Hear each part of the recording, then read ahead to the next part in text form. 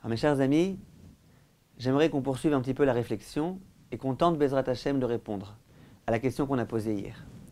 À savoir, qu'est-ce qu'on lui veut à Yosef? Yosef, c'est tout à fait normal, tout à fait légitime qu'il essaye de faire des efforts pour pouvoir sortir de prison. En fait, il faut savoir, mes chers amis, comme on l'a dit le cours précédent, que l'Aïshtadlout, c'est quelque chose qui est urgent, qui est extrêmement important. Hachem attend de la part de l'homme qu'il fasse de l'Aïshtadlout. Même Yosef devait faire de l'Aïshtadlout. Et tout un chacun, on a tous besoin de faire de l'Aïshtadlout. Lorsqu'on va travailler, c'est de l'Aïshtadlout pour avoir la parnassa. Lorsqu'on se rend chez le médecin, c'est de l'Aïshtadlout pour retrouver sa santé. Lorsqu'on va voir un chatran ou une chatranite, c'est une Ishtadlout pour pouvoir se marier. Et c'est important, et c'est nécessaire, et Hachem attend de notre part qu'on fasse cela. Simplement, il faut comprendre exactement quel est le rôle de l'Aïshtadlout dans notre vie. Comment réussir à fonctionner un petit peu avec ces deux éléments. D'une part, comprendre que c'est Hachem qui fait tout, et d'autre part, se dire que nous aussi, on a notre rôle à jouer. Le Chafetz Chaim donnait l'exemple suivant. Il disait un jour, il y avait un homme, c'était un homme qui vivait à la campagne. Il n'était jamais venu dans une ville, et un jour, on l'a amené à Paris. Cet homme-là, campagnard, arrive dans une ville, il est vraiment terrorisé par tout ce qu'il voit, les odeurs qu'il y a, le stress, les klaxons. Et puis on le conduit à la gare de l'Est. Il arrive à la gare, et il voit des trains absolument gigantesques. Il n'avait jamais vu ça de sa vie. Mais ce n'est pas encore ce qui l'a le plus étonné. Ce qui l'a le plus étonné, c'est lorsqu'il a vu que le train était sur le quai, tous les passagers sont montés, et à un moment donné, il y avait un homme, le chef de gare, qui a introduit dans sa bouche un petit sifflet, qui s'est mis à siffler, et d'un coup, le train a commencé à se mouvoir. Et celui-là était complètement ébahi. C'est la première fois de sa vie qu'il voyait une chose pareille. Il a été voir cet homme-là, et il lui a dit, Papa, qu'est-ce que vous faites? Comment vous êtes capable de faire des choses pareilles? Le chef de gare lui dit, qu'est-ce qui se passe? Qu'est-ce qui t'arrive? Il dit, mais dites-moi, c'est quoi ce truc-là que vous avez rentré dans la bouche? Combien de millions ça vaut? Où est-ce que vous l'avez acheté? L'autre lui dit, c'est rien, ça coûte 1 euro. C'est un sifflet. Il lui dit, mais j'arrive pas à croire ce que j'ai vu là. Vous avez mis ça dans votre bouche, vous avez fait un bruit, et quand vous avez fait ce bruit, le train s'est mis à démarrer. C'est extraordinaire un truc comme ça, comment c'est possible? L'autre lui a dit, non, tu comprends pas. Le sifflet, c'est pas lui qui fait démarrer le train. Le train, il a un moteur. Ce moteur-là est allumé par celui qui le conduit. C'est pas moi, il y a un chauffeur. Moi, j'ai juste une mission toute simple. C'est lorsque tout le monde est rentré dans le train et que le train peut se déplacer, juste je siffle pour avertir le chauffeur qui peut démarrer. L'autre, il dit, ah, c'est vrai? Moi, je pensais que c'était ce sifflet-là qui faisait démarrer le train. Dit le Chafetz Chaim, c'est exactement la même chose. Dans notre vie, il faut qu'on comprenne. L'argent qu'on reçoit, c'est un cadeau d'Akadosh Baruch Hu. La santé qu'on réussit à avoir, c'est Akadosh Baruch Hu qui nous la donne. Lorsqu'on va faire des shidduchim et que finalement on trouve le conjoint, c'est Akadosh Baruch Hu qui nous a donné cette réussite. Simplement nous, à l'instar de ce chef de gare, on doit siffler. On doit faire un petit quelque chose. Mais ce n'est pas le fait que je siffle qui fait se déplacer le train. Moi j'ai juste sifflé parce qu'il fallait que je siffle. On m'a demandé de siffler pour que le chauffeur puisse faire démarrer le train. C'est tout. C'est de cette façon-là qu'il faut qu'on voit les choses. Hachem fait tout. C'est pas parce que j'ai sifflé, parce que j'ai travaillé, parce que je me suis démené que ça a donné la réussite, pas du tout. C'est Hachem qui a donné la réussite. Simplement Hachem m'a demandé de faire des efforts. Hachem m'a demandé lorsque je cherche un emploi d'envoyer des CV. Quand j'envoie mes CV, je siffle, pas plus que ça. Mais Hachem me demande de siffler. Voilà ce que la Torah nous enseigne. Pensez que d'envoyer des CV, de passer quelques coups de fil, de faire quelques ishtadlouyot, pensez que ça va à l'encontre de la volonté d'Hachem, c'est une grave erreur. Hachem lui-même souhaite qu'on le fasse. Ce même Hachem qui souhaite qu'on ait confiance en lui, il nous dit, regardez, vous voulez réussir dans la vie, il y a des règles du jeu. Règle du jeu, premièrement, faites ishtadlout. Vous cherchez un travail, quelques coups de fil. Parlez à un tel, allez à tel rendez-vous. Arrangez-vous un petit peu, mettez une cravate, je ne sais pas. Hachem demande de faire ce qu'il faut qu'on fasse. Ça, c'est Hachem qui a demandé qu'on le fasse. Simplement, il faut qu'on se souvienne. Il faut qu'on se souvienne de ce que dit le Messilat Yesharim. Un jour, j'entendais le Rav Borodyansky qui dit cette phrase-là du Messilat Yesharim est tellement forte, tellement évocatrice, qu'il faudrait vraiment qu'on l'imprime en grand et qu'on la mette en grand dans notre chambre. Comme ça, toute la journée, on devrait voir cette phrase. Quelle phrase? Il est écrit Aishtadlut muchach ve'acharitzut sheker. Cette Ishtadlut là dont on parle, de mettre les mains à la pâte, de faire un petit quelque chose, en quelque sorte d'aider un petit peu Akadosh Baruch Hu à nous aider. C'est obligatoire. Il n'y a aucune échappatoire. On ne peut pas éviter cette Ishtadlut. La Ishtadlut, il faut l'accomplir, parce que c'est Akadosh Baruch Hu qui nous a demandé de l'accomplir. Ve'acharitzut sheker. Par contre, quand on dépasse le degré de la Ishtadlut, qu'on rentre dans une folie, dans laquelle on pense que c'est nous qui réussissons, que c'est grâce à nos efforts qu'on réussit, qu'on va se démener jusqu'à ce qu'on oblige Hachem à nous aider en quelque sorte. Ça, c'est du mensonge. Donc la Ishtadlut, elle est nécessaire, et la Charitzut, c'est du mensonge. Ishtadlut, c'est quoi? Ishtadlut, c'est comprendre que c'est Akadosh Baruch Hu qui va m'aider. Simplement que ce Akadosh Baruch Hu qui va m'aider, il m'a demandé de faire quelques efforts. Cette Ishtadlut-là, il faut la faire, elle est bonne, elle est nécessaire. Par contre, la Charitzut, c'est penser que c'est moi qui vais réussir, que c'est moi qui suis fort, que c'est moi qui ai des stratégies et qui suis intelligent. Ça, c'est du mensonge. Et si tu te compares de cette façon-là, tu es déjà complètement en dehors du coup. Ça, c'est du mensonge. Donc, la Ishtadlut, il va falloir impérativement la faire. Et ça, c'est ce que Akadosh Baruch Hu me demande. Si un homme se dit, moi, je sais très bien que Akadosh Baruch Hu peut tout faire, et qu'il peut me donner une parnassa même sans que j'aille travailler, donc je ne travaillerai pas du tout. Je ne fais rien du tout pour essayer d'avoir de la parnassa. Et j'aurai de la parnassa. Hachem va dire à cette personne-là, non, moi je t'ai bien dit, la Ishtadlut muchach, il faut la faire la Ishtadlut. Et Hachem peut dire à cette personne-là, tu n'auras pas la parnassa. Pourquoi? Tu n'as pas fait l'Ishtadlut. Moi je t'ai dit, pour recevoir ta Ishtadlut, ta parnassa, il faut que tu fasses de la Ishtadlut. Tu ne fais pas, tant pis. Tu ne veux pas aller voir des chatranim, des chatraniyot, tant pis, tu ne te marieras pas. Parce que Hachem nous demande de comprendre que c'est lui qui fait tout, mais que malgré tout, il faut faire de la Ishtadlut. Donc une personne qui dit, moi je te fais tellement confiance que je ne fais pas d'Ishtadlut du tout, Hachem lui dit, non, tu es obligé de faire ta Ishtadlut. Simplement, si je pense que c'est ma Ishtadlut qui fait que je vais réussir, que c'est grâce à ma Ishtadlut, grâce à mon travail, grâce à mes stratégies que je vais gagner de l'argent, que c'est grâce à mes moyens de séduction que je vais réussir à séduire une fille, ça non, ça tu ne réussiras pas. Ça c'est Charitzut Sheker. Si on comprend bien ce qui se cache ici, ça veut dire en d'autres termes que Hachem fait tout. Hachem aurait très bien pu tout faire même sans ma Ishtadlut. Simplement Hachem souhaite que je fasse la Ishtadlut. Qu'est-ce qui ressort de cette compréhension des choses? Imaginez qu'un jour, on me propose un travail. Ce travail n'est pas très cachère, pas super. Mais bon, c'est un travail. Est-ce que je dois accepter ce travail ou pas? Si j'ai bien compris tout le fonctionnement de la Ishtadlut, bien sûr que je n'accepterai pas ce travail. Pourquoi? Venez, on répète. Hachem, dans tous les cas, il peut très bien décider de me donner la somme qu'il a décidé de me donner. Hachem, le jour de Rosh Hashanah, a décidé combien d'argent je gagnerai cette année. Il a déjà décidé. Maintenant, Hachem me dit, pour te donner cet argent, je te demande de travailler. C'est ce Hachem qui me demande de travailler. Tout ce que je vais maintenant travailler, ce n'est pas pour avoir de l'argent. L'argent, de toute façon, je l'aurai. C'est parce qu'Hachem m'a demandé de travailler et que c'est de cette façon-là qu'il veut que je gagne mon argent. Ça, c'est vrai si jamais je travaille de façon permise, de façon autorisée. Si mon travail est cachère, alors là, je rentre complètement dans cet état d'esprit.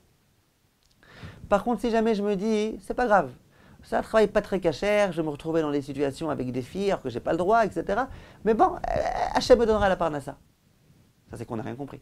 C'est qu'on croit que c'est le travail qui va me donner la parnassa. Mais si on comprend que ce n'est pas le travail, que c'est Hachem, et que ce même Hachem me dit, pour gagner ta parnassa, il faut que tu travailles. Et bien cette Ishtadlut-là, elle doit être complètement conforme à la volonté d'Akadosh Baruch Hu. Autre exemple. Imaginez que j'ai déjà fait ma Ishtadlut. Je cherche un travail, j'ai envoyé des CV suffisamment. À chaque fois qu'on me convoque à un entretien, je viens, et je suis très sérieux, et je suis à l'heure, et je suis de bonne humeur, et je fais tout ce que je peux. J'ai prié, j'ai fait tout ce que je pouvais. Et il n'y a pas de travail. Est-ce que je vais être inquiet ou pas? Si jamais je comprends bien la notion de la Emouna et de la Ishtadlut. Je sais qu'Hachem, le jour de Rosh Hashanah, a décidé combien je gagnerai. Et je sais que je peux gagner combien je gagne même sans travailler. Simplement, la raison pour laquelle je travaille, c'est parce qu'Hachem m'a demandé de faire de la Ishtadlut. Et bien, si j'ai fait ma Ishtadlut, que je me suis acquitté de mon devoir de Ishtadlut, j'ai envoyé autant de CV que je pouvais, j'ai fait tout ce que je pouvais. Mais maintenant, je dois être serein. Et je dois savoir que l'argent, je le recevrai. Puisqu'Hachem a décidé de me le donner, il m'a juste demandé Ishtadlut. Mais je l'ai fait, cette Ishtadlut. Autre cas de figure, imaginez que je me trouve dans une situation dans laquelle je ne peux pas faire de Ishtadlut. Je suis en plein désert, j'ai un mal de tête et il n'y a pas de médicament. Nulle part. Dans tout le désert, il n'y a aucun médicament. Est-ce que je devrais supporter mon mal de tête pendant des heures et des heures et des heures? Ou alors, est-ce que, malgré tout, sans médicament, Hachem va faire en sorte que le mal de tête s'en aille? On retrouve la même idée. Hachem, il n'a aucun problème à faire en sorte que je n'ai pas mal à la tête. Hachem, il peut me retirer mon mal de tête en un instant. Ce n'est pas un problème pour lui. Simplement, Hachem a décidé que pour que mon mal de tête s'en aille, il faut que je fasse la Ishtadlut, il faut que je prenne un médicament. Si je peux prendre un médicament, je me trouve à un endroit où il y a des médicaments, je peux rentrer dans une pharmacie, je peux m'acheter un médicament, et bien je prends le médicament et je guérirai. Mais si jamais je ne prends pas le médicament, alors que je pouvais le prendre, Hachem va dire, je suis désolé, je t'ai demandé de faire de la Ishtadlut, pourquoi tu fais le Chacham? Je raconte qu'un jour il y avait un homme qui se sentait très mal, il était vraiment gravement malade. Il a été voir son médecin.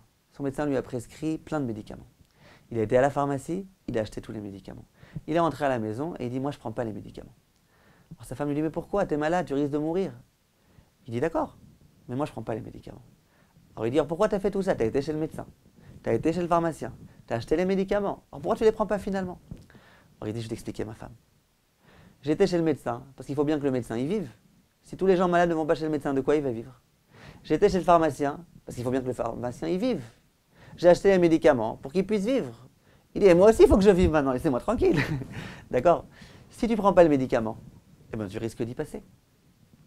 Et on raconte qu'il y avait un des très très grands rabbinim, j'ai oublié à propos de quel rave c'était raconté, un très grand rave qui était extrêmement sensible au froid. C'est-à-dire que dès qu'il y avait l'hiver, à chaque fois il devait mettre 3 manteaux, 4 manteaux, sinon il tombait très rapidement malade. Et chaque hiver, le pauvre, il avait des angines carabinées. Un jour, malheureusement, ce rave-là a été envoyé au Sibir. Là-bas, il fait extrêmement froid. Il a été envoyé là-bas de force, et puis il n'avait qu'un seul petit manteau. Il savait que le pauvre risquait d'être malade sans arrêt, de façon chronique. Quand il est arrivé là-bas, qu'il a senti le froid qu'il y avait, il s'est adressé à Hachem. Et il a dit à Hachem, écoute Hachem, tant que j'étais à la maison dans mes meubles, que je pouvais me couvrir autant que possible, eh ben je me couvrais. Je faisais mon maximum pour me couvrir. Et Hachem t'a fait en sorte que je ne tombe pas tellement malade. En tous les cas, quand je me couvrais bien, je ne tombais pas malade. Il dit, maintenant je me trouve à un endroit, je n'ai pas suffisamment de manteau, il fait extrêmement froid, je ne peux pas faire plus que ce que je peux. Alors je te demande Hachem, toi qui as fait en sorte que je sois en bonne santé quand j'étais à la maison, fais en sorte qu'ici aussi je sois en bonne santé. Et l'histoire raconte que pendant ces 2 ans où il était au Sibir, il n'est pas tombé une seule fois malade. Qu'est-ce qu'on pense? C'est dur à Hachem de faire en sorte qu'une personne ne tombe pas malade même quand elle est déshabillée? C'est pas dur. Simplement Hachem me dit, si tu ne veux pas te couvrir, sache que tu es exposé aux intempéries et aux maladies. Mais si jamais c'est pas que je ne fais pas ce qu'Hachem m'a demandé, c'est que je n'ai pas de manteau. Et il fait très froid. Alors quoi, Hachem il va me laisser tomber? Ça c'est une bonne vision de ce que c'est que la Emouna, le bitachon, et d'autre part, la Ishtadlut. J'ai un élève qui se trouve à Yerushalayim. Il a un magasin de pizza. Et je me rappelle une fois, c'était en hiver, il y a 2 ans je pense, je suis rentré une fois dans son magasin. Et je l'ai vu, il était en train de recevoir des cartons de pizza d'un autre vendeur de pizza dans le même quartier, à quelques rues de distance. Donc cet autre vendeur a donné des cartons de pizza à mon élève. Quand cette autre personne-là est partie, je me suis adressé à mon élève, je lui ai dit, c'est quoi ces cartons-là? Il me dit, ah, rien, non, c'est rien, je lui ai rendu un service. Je lui ai dit quoi? Il me dit, tu te rappelles, il y a quelques jours, il y a eu de la neige.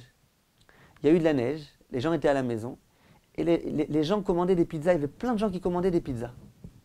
Il dit, et puis lui, le pauvre, il y a tellement de gens qui lui ont commandé des pizzas, qu'il ne restait plus de cartons. Et quand les gens l'appelaient pour lui demander de livrer des pizzas, il ne pouvait plus, il n'avait plus suffisamment de cartons. Alors il m'a appelé, il m'a demandé, est-ce que tu peux me rendre un service, tu peux me dépanner, est-ce que tu peux me donner une centaine de cartons? Il dit, et moi j'en avais des milliers de cartons dans mon magasin, donc ça ne me dérangeait pas du tout. Il dit, je lui dis, bien sûr, viens et je te prête des cartons. Il dit, et maintenant voilà, il a récupéré d'autres cartons, il me les a rendus. Alors je lui ai dit, ben, c'est extraordinaire ce que tu as fait. Il me dit, non, pourquoi? Ça va, il me demandait un service, pourquoi pas? Je lui ai dit, parce que tu vois bien que lui, c'est ton concurrent. Toutes les personnes, quand elles veulent une pizza, elles l'appellent ou lui ou toi. Imagine les gens l'avaient appelé lui. Il aurait dit, moi je ne peux pas faire de livraison, j'ai pas de carton. Les gens t'auraient appelé à toi. Et toi, tu te serais fait un chiffre d'affaires bien plus grand. Simplement, non. Non. Toi, il t'a demandé un service, tu avais suffisamment de cartons et pour toi et pour lui, tu lui as donné. Il me dit, bah, bien sûr, quoi. Pourquoi tu veux que je commence maintenant à faire ce genre de calcul-là? Bien sûr, lui, il veut que je lui rende un service, je lui rends un service. C'est exactement ça. C'est exactement ça, le bitachon. Lui, il a un bitachon. Ce qu'Hachem a prévu que je gagne, je gagne. Vous pensez vraiment que je gagnerais en refusant une mitzvah? Lui, il me demande une mitzvah de chesed de l'aider. Vous pensez vraiment que j'aurai un plus grand chiffre d'affaires si jamais je n'aide pas une personne qui me demande une faveur? Ça, c'est Emouna. Ça, c'est bitachon. Aujourd'hui, on perd tout ça. On perd complètement tout ça. Mais c'est ça le bitachon. C'est ça la ishtadlout. C'est comme ça qu'il faut qu'on vive.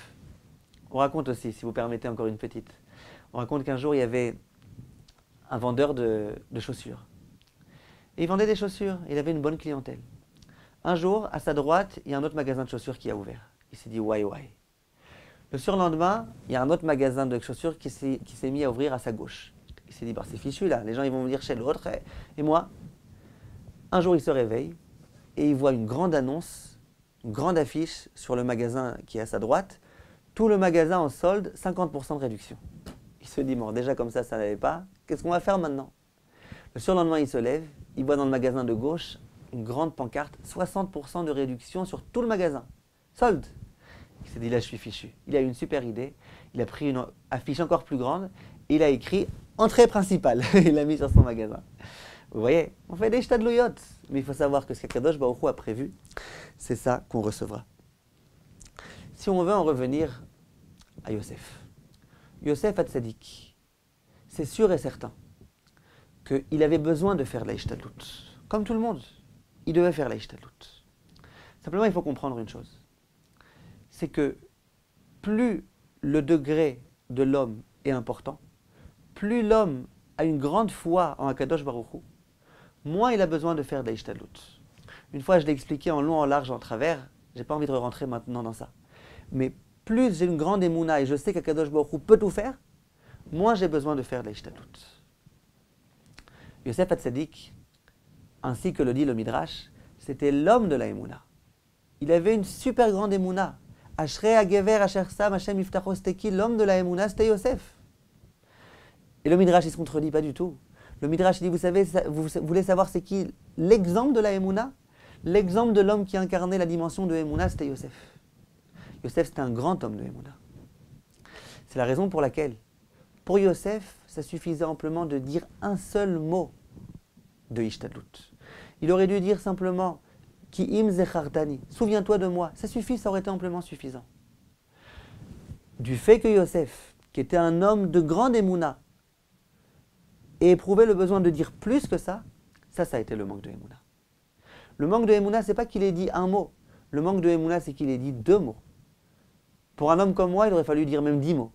Mais pour un homme comme Yosef, qui était l'homme de la émouna, il suffisait de dire un mot. Il a dit 2 mots, il va être puni. Donc le Midrash, il ne se contredit pas. Justement, d'où on voit que Yosef, c'était l'homme de la émouna, à sa sanction. Qu'il ait eu une sanction tellement sévère pour une faute tellement petite, ça montre que Yosef, c'était un grand homme. Voilà la façon dont Chachamim explique ce Midrash-là. Simplement, bien évidemment, je vous le répète, la question qui se pose, c'est alors pourquoi Yosef a été puni 2 ans? Si le premier mot qu'il a sorti de sa bouche était réfléchi, était mérité, s'il devait dire Zechartani, on aurait dû lui donner qu'1 an de prison. Pourquoi 2 ans? Le problème, c'était le 2e mot, ce n'était pas le premier. Et ça va nous conduire, mes chers amis, à une réponse extrêmement intéressante et qui doit nous accompagner dans notre vie de tous les jours. Alors demain, Bezrat Hashem, on continue. Kol tov, mes chers amis, et à bientôt.